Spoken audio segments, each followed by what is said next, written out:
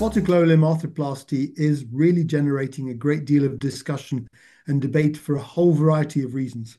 Surgeons tend to like technology, they like innovation, and we in hip and knee surgery have been at the forefront of adopting new implants, new bearings, and innovative approaches in order to optimize patient function for the last few decades. A lot of innovations have come and gone over the years without improving patient outcomes, but it appears that the current generation of robotics have led us to define the target for our patients better, be that hip or knee arthroplasty. So it's very exciting to be able to reinvestigate what we're doing for our patients, and that generates concern in some circles because there is increased cost, but it generates huge enthusiasm in others because we may be moving the needle to ultimately improve outcomes for our patients.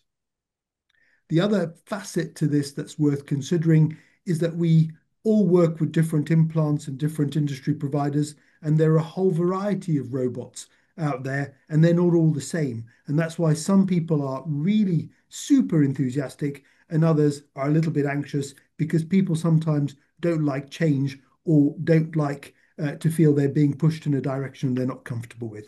But this seems to be a very exciting area in hip and knee surgery.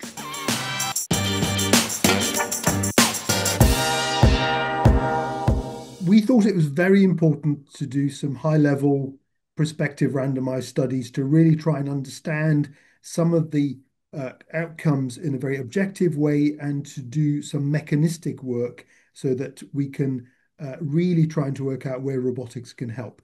Probably the first lesson we learned in the knee was that when we randomized to robotics versus non-robotics, we saw a dramatically reduced inflammatory response.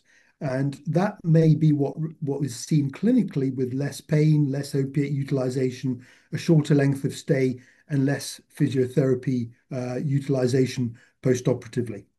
In our other studies, we've seen a greater ability to hit the preoperative target intraoperatively, which means that you can reproduce what you want to do, whether that's a unicompartmental knee, a total hip, or a total knee, much better. So once you know your plan, you know you can execute that plan very well. The other facet that robotics allows us to do, it allows us to test hypotheses very well. So for example, we're testing functional positioning and alignment compared to the traditional mechanical alignment. And so these studies allow us to answer those very important questions to guide surgeons and patients moving forward as to the best way to do their arthroplasty.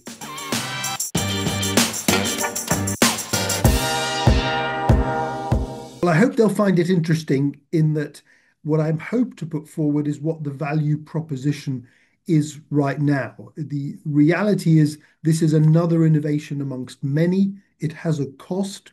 It involves people changing their workflows. And to a certain extent, it's an opportunity for people to change their philosophy. And I think what they will see is how we adopted this technology, how we've looked at it critically and done some research around it. They'll see some data and they'll also see some questions and some challenges for the future, because the reality is the technology and the robotics we're using now will not be the ones we're using in 5 or 10 years. So I think I want people to come, to listen, to understand where we've come from, where we are now, and the journey that we're going to embark on moving forward to continue to innovate and improve.